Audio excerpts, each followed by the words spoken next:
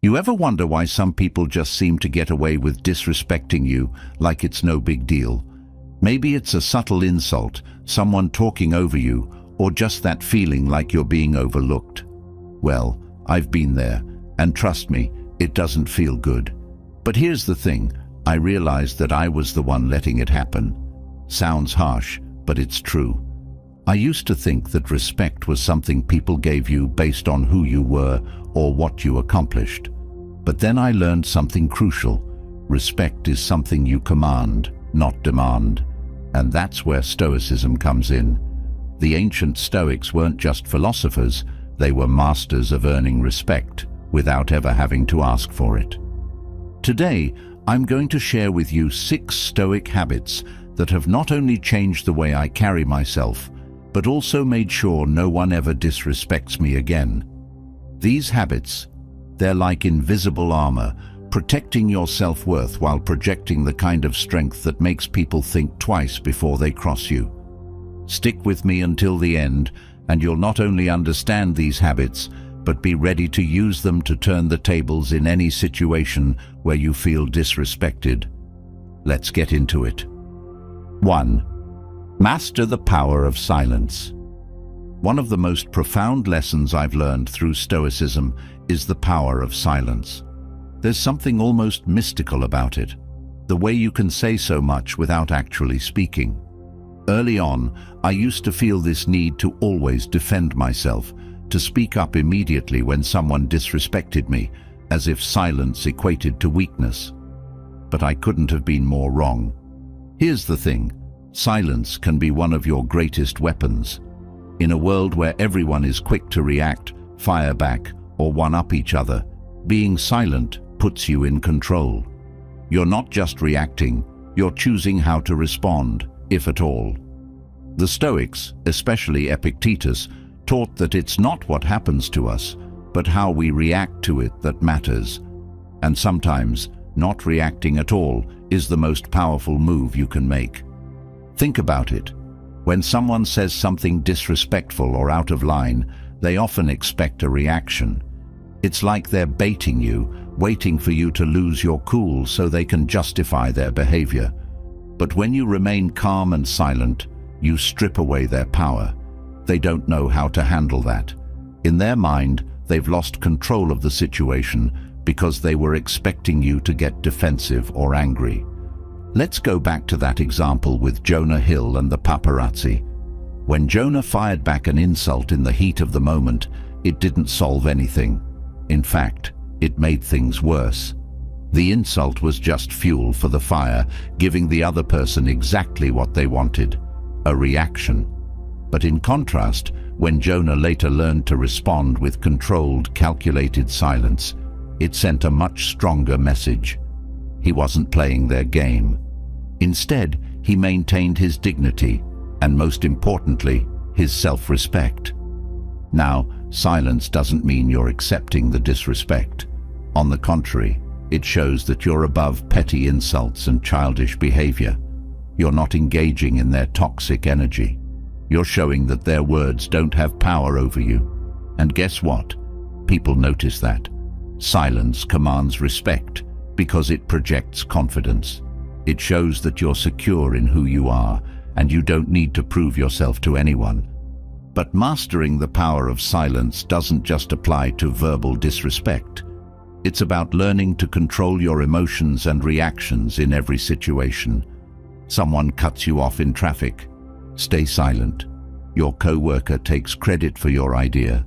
Remain composed.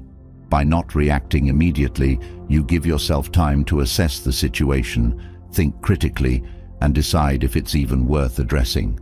Most of the time, it's not. Stoic philosophers like Marcus Aurelius emphasized the importance of mastering oneself, and silence plays a big part in that mastery. When you're silent, you're not just controlling your words, you're controlling your mind. You're not letting external events dictate how you feel or act. You're in charge of your own inner peace, and that's something no one can take from you unless you give them permission. I used to think I had to defend myself with words to prove my worth, but now I see that the less I say, the more respect I command. It's not about being passive, it's about being strategic. Silence gives you the upper hand because it forces people to confront their own behavior without your interference. They'll start to question why you didn't react, and in that questioning, they'll often come to realize that their disrespect was more a reflection of their own insecurity than anything to do with you. This shift in perspective has been life-changing for me. I no longer feel the need to constantly justify myself, explain myself, or retaliate. Instead, I let my silence do the talking. It's a quiet confidence that people can't ignore. And once you start mastering the power of silence, you'll notice a difference in the way people treat you. They'll think twice before disrespecting you because they know you won't engage in their games. They'll sense that you're not easily rattled, and that's when respect follows naturally. So the next time someone disrespects you, try this. Don't say a word. Just pause, breathe, and let the silence speak for you. You'll be surprised how powerful it can be. 2. Set clear boundaries and stick to them. One of the most valuable lessons I've learned in my journey through Stoicism is the importance of setting boundaries and enforcing them. I used to think that being flexible and accommodating was the way to earn respect. I thought that by being agreeable and saying yes to everyone's requests, I was building strong relationships. But in reality, I was just letting people walk all over me. Here's the truth. Without boundaries, people will take advantage of you, even if it's unintentional. They'll assume that your time, energy, and patience are limitless, and before you know it, you'll be stretched thin, overwhelmed, and resentful. This is where the Stoic lesson of self-respect comes in. If you don't respect your own boundaries, no one else will. The Stoics believed in living a life aligned with your values, and part of that means protecting your peace of mind. Epictetus taught that we must differentiate between what is within our control and what isn't. Your boundaries, they're within your control. How others respond to them, that's not your responsibility. But here's the key. You must be consistent in setting and maintaining those boundaries, or they lose their power. I used to be afraid to say no, worried about how people would react. I feared being seen as difficult or uncooperative. But what I learned is that saying no isn't about being rude. It's about valuing your time and energy. When you set clear boundaries, you're communicating to others that you take yourself seriously, and they should too. One of the biggest mistakes I made early on was setting vague or inconsistent boundaries. I'd tell someone, "I can't help you this time," but the next day, I'd cave and say yes. This inconsistency sent a message that my boundaries weren't firm, and as a result, people continued to push them. But when I finally committed to setting and sticking to clear, firm boundaries, everything changed. Let me give you a practical example. I used to have a friend who would call me at all hours, expecting me to drop everything to listen to their problems. At first, I didn't mind. I wanted to be there for them. But over time, it became draining. I started to dread their calls, yet I didn't know how to stop it without hurting their feelings. I felt trapped. That's when I realized that I needed to set a boundary. I let my friend know that while I cared about them, I couldn't be available at all times. I told them I'd be happy to talk during certain hours, but that I needed to protect my time and energy. At first, it was uncomfortable, and my friend didn't react well. But after a while, they adjusted, and our relationship improved because I wasn't constantly feeling resentful or drained. Setting boundaries isn't just about protecting yourself from others. It's about teaching people how to treat you. When you communicate your limits clearly, you send a message that your time and well-being are valuable. And once people understand that you won't compromise on your boundaries, they'll start to respect them, and you. Here's another crucial point. You must enforce your boundaries with calmness and confidence. If someone crosses a line, it's essential to address it without getting emotional or defensive. For example, if a coworker keeps piling extra work on your plate despite your earlier refusal, it's okay to say, "I've made it clear that I can't take on additional tasks right now. Please respect that." Notice the language here. It's firm, but not aggressive. You're not apologizing for your boundary, and you're not attacking the other person. You're simply reinforcing the limits you've set. And that's what earns you respect, not just from the person in question, but from everyone who observes how you carry yourself. Marcus Aurelius wrote extensively about living in alignment with your principles, and that's exactly what boundaries are about. They're a way of ensuring that your actions reflect your values.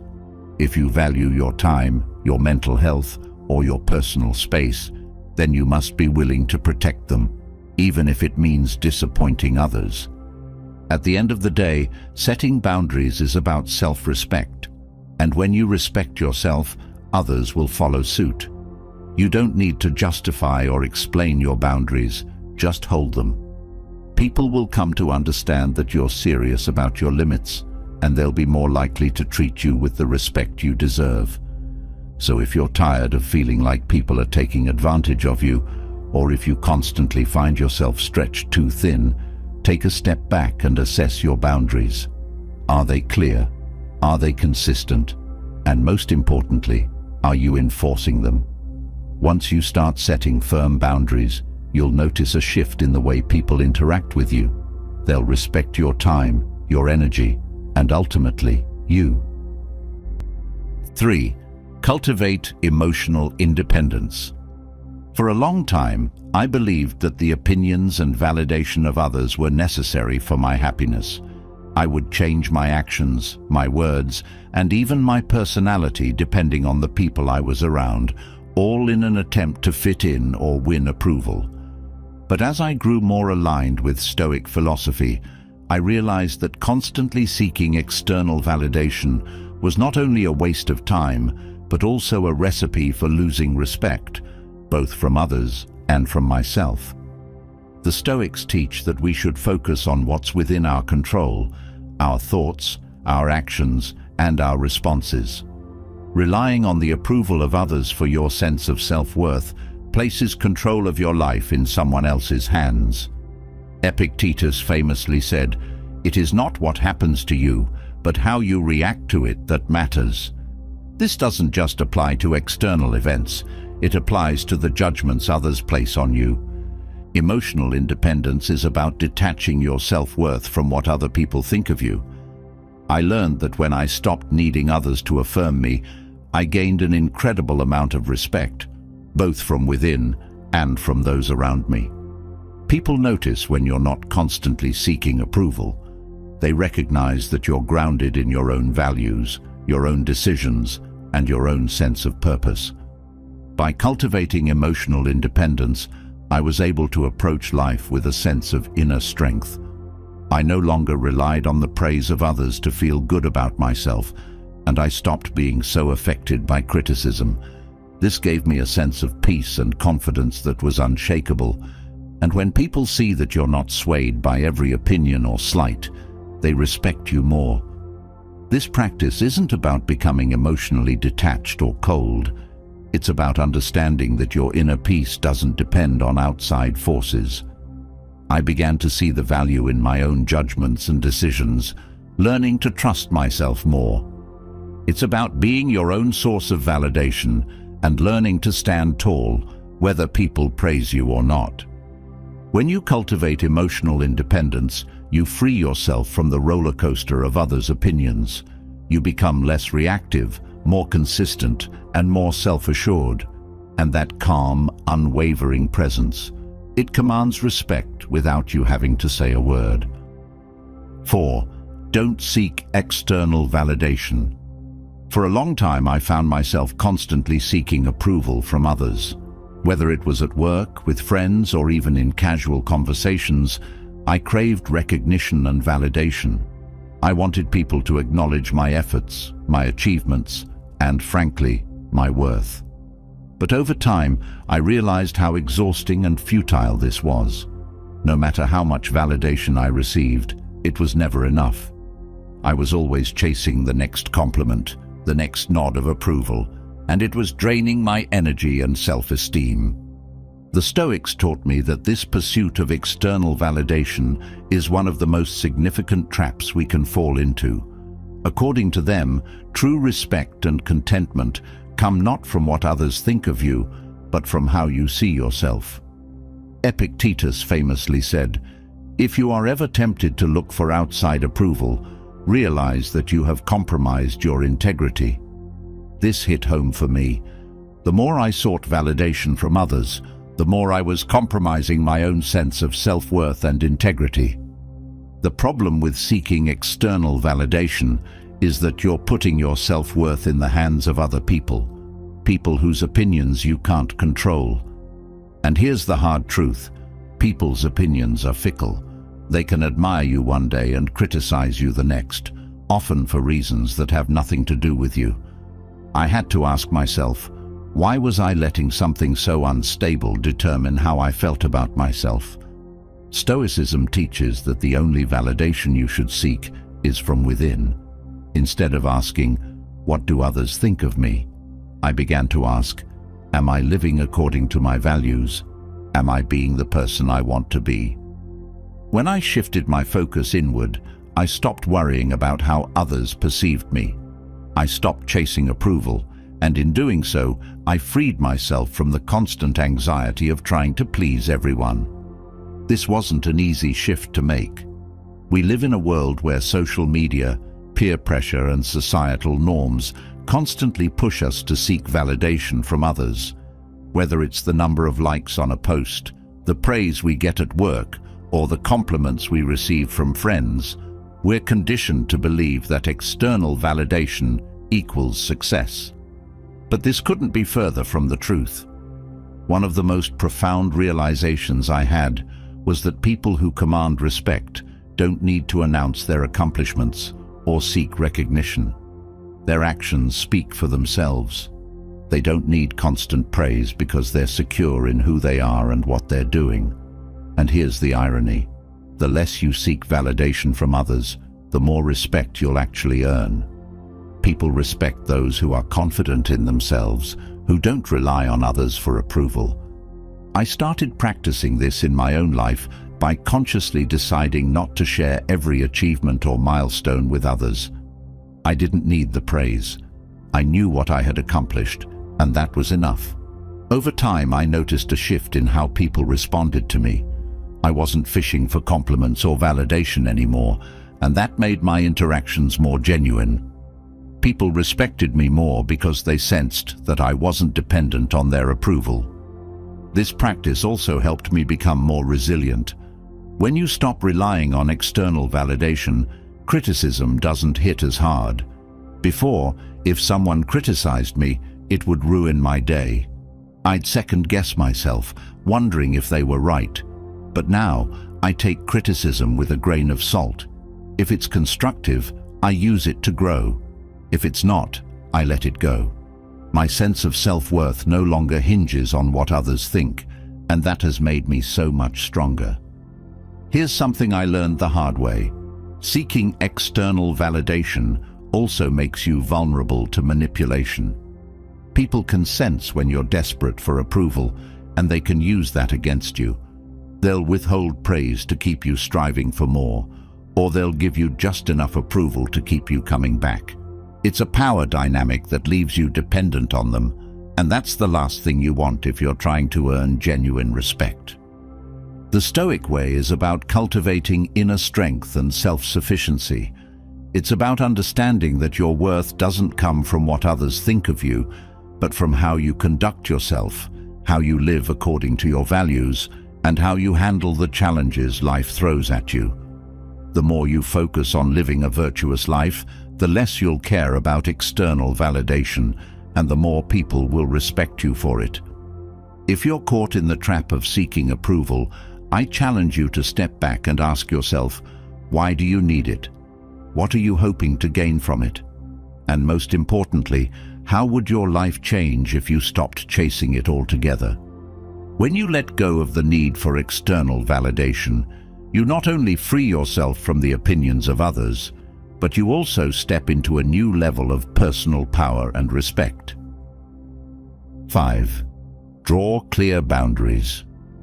For the longest time, I thought that being a good person meant being agreeable, helping others whenever they asked, saying yes to every request, and being available at all times. But this habit quickly wore me out. I was always stretched thin, exhausted, and overwhelmed. Worse, I began to notice that people didn't respect my time or my energy. They just expected me to be there, to take care of whatever they needed, without considering my needs. It wasn't until I embraced Stoicism that I realized the importance of setting boundaries, not only for my well-being, but for earning genuine respect. In Stoic philosophy, boundaries are vital because they are directly tied to the concept of personal agency and control. The Stoics teach us to focus only on what is within our control, and part of that is how we allow others to treat us. If you don't set boundaries, you give people the impression that your time and energy are up for grabs. Seneca wisely pointed out that time is the most precious resource we have, and yet it's the one thing we so carelessly give away. He said, "People are frugal in guarding their personal property, but as soon as it comes to squandering time, they are most wasteful of the one thing in which it is right to be stingy." Setting boundaries for me was initially uncomfortable. I worried that people would see me as selfish or unhelpful, but Stoicism helped me understand that boundaries are not about being selfish, they're about self-respect. You're not denying others your help or kindness, you're simply deciding how and when to give it in a way that doesn't deplete you. When I started setting boundaries, I realized something crucial. People respect those who respect themselves. When you allow others to constantly take advantage of your time, energy, or goodwill, you're essentially telling them that you don't value those things. And if you don't value them, why should they? Setting boundaries sends a powerful message that you value your time and energy, and that you expect others to do the same. The irony is that the moment I began to assert my boundaries, people's respect for me grew. They didn't see me as less helpful or kind. They saw me as someone who knows their worth. Stoicism also taught me that setting boundaries doesn't mean you have to be harsh or confrontational. You don't need to justify or defend your boundaries. You simply need to be firm and clear about them. Marcus Aurelius said, "The best revenge is to be unlike the person who wronged you." This doesn't just apply to revenge. It also applies to how we handle people who try to push our boundaries. Rather than reacting angrily or defensively, I learned to calmly and respectfully assert my limits. When someone tried to encroach on my time, I would simply say, "I'm not available for that right now," or "I've already committed to something else." No need for explanations or apologies, just a firm, respectful statement. One of the key lessons I learned about boundaries is that they help you prioritize. When you have clear boundaries, you're no longer at the mercy of other people's demands or expectations. You get to decide where your time and energy go, which allows you to focus on what truly matters to you. For me, that meant prioritizing my health, my personal growth, and my relationships with the people who truly valued me. By setting boundaries, I created space in my life for the things that actually mattered, rather than constantly being pulled in a million directions by other people's needs. Boundaries also protect you from being taken for granted. I used to say yes to everything because I thought it would make people appreciate me more. But the opposite happened. The more I said yes, the more people assumed I would always be there, and they began to take me for granted. When I started setting boundaries, I noticed a shift. People began to value my time and my presence more because they knew it wasn't something they could always count on. By being selective about when and how I gave my time, I made it clear that it was valuable, and people respected that. If you're someone who struggles with setting boundaries, remember that you're not doing anyone any favors by always saying yes. In fact, you're likely depleting yourself and fostering resentment.